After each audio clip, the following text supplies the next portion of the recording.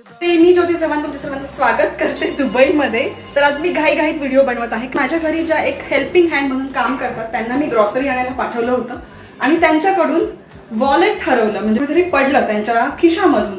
तर आम्हाला आश्चर्य वाटलं कुठे गेलं म्हणून। First of all security camera सगळे चेक केले इथे, तर इथे ते नाहीये, बिल्डिंगच्या आवारामध्ये नाहीये, पार्किंगमध्ये नाहीये।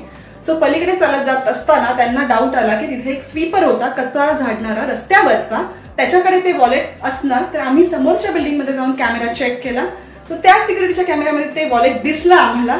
मग जाऊन आम्ही तो कचरेवाला शोधला, त्या कचरेवाल्याची कचऱ्याची बॅग पूर्ण रिकामी केली आणि आम्हाला ते वॉलेट सापडलं।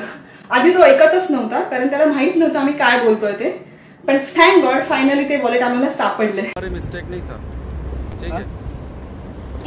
आपका ग्लव्स पहन लो तो फटाफट हो जाएगा काम। सीसीटीव्ही कॅमेऱ्यामुळेच हे वॉलेट मला सापडलं। असा अनुभव खूप वेळा मला दुबईत आलेला आहे। तुम्हाला काय वाटतं मला कमेंट करून सांगा। बाय।